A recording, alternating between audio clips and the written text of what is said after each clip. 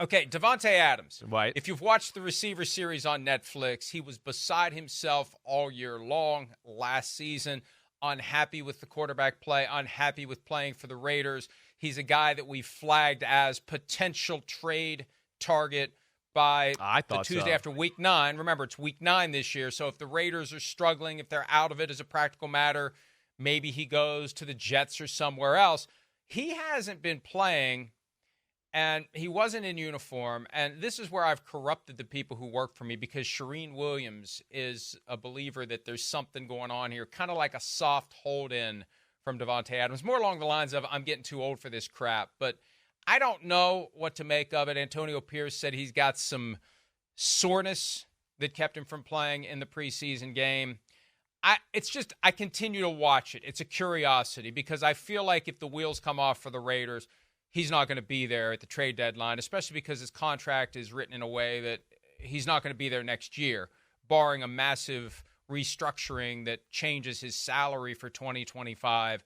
I feel like this could be it, and if they are, I don't want to put a number out there and jinx them or whatever, but if we can tell by the trade deadline that it's not happening this year for the Raiders, I fully expect him to be with a team that has a chance for it to happen this year. I would think so. I mean, listen, I'm going to sit here and tell you I'd be one that would go, I thought Davante Adams would get traded this offseason. Really, I did. I mean, like we just discussed, we know where the Raiders are.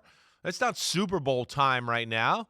It's like, hey, we're taking a step back so we could take a step, 2 steps forward here for the future. That seems to be the process, or where they are in their lifeline or timeline right now as a football team and an organization. So, yeah, I mean, soreness, I get it. He's at that age where, hey, training camp beats players up. There's no doubt about it. I don't know either. I thought it was odd as well, right? There were a lot of people out there that will tell you in the NFL that a lot of people have called the Raiders and trying to trade for Davante Adams. There's no doubt about that. There's been action there, because I think everybody's had the same thought that we're just talking about here. Wait, are they really going to keep him, the contract? He's getting up there in age. Is he going to be a part of that? Wait, they need some players on this football team. He's your most, pricey chess piece that you can get some real stuff back for there. So that's where, I thought that might happen. And I don't know. Does that still might happen? Did Matt go through my brain and why he wasn't playing the other day? Definitely. I was a little bit like, oh, is he sore? Or is there something going down with the contract, or teams calling the Raiders? I mean, anything's possible there, but I agree with you in what you're saying. If they're not doing good, the trade deadline, he'd be up for grabs, I would think. And if you didn't already have that idea before the receiver series dropped last month, if you watch it, it's obvious it was worth a phone call. Now, he said all the right things going into training camp. It's basically square one, clean slate, right, et cetera, et cetera.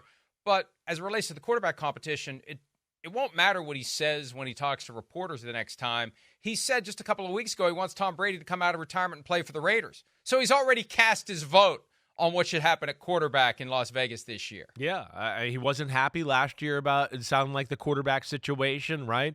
With Jimmy Garoppolo, he had said things that, they talked to me, or whatever. He made a phrase like, it's not the guy I would have picked, or something like that. I can't remember. I'm paraphrasing. I'm off a little bit, but gave us the impression nonetheless that he wasn't pleased with that situation. And I'm sure he's not sitting here at this one, again, it's coming from Aaron Rodgers and where he's from, going, oh, wow, this is awesome. I'm going to set the world on fire here with this offense and this quarterback. I'm sure he's frustrated. So I'm like you. I got my eye on that one for sure to see where this goes over the next few weeks. Okay, you have a chance to win $1 million in the NBC sweepstakes on Yahoo Fantasy. Just download the redesigned Yahoo Fantasy app or go to NBCSports.com/fantasymillion for additional details. What are you waiting for? Hi, it's Mike Florio. Thanks for watching PFT on YouTube. Hit subscribe for the latest news and analysis from Pro Football Talk.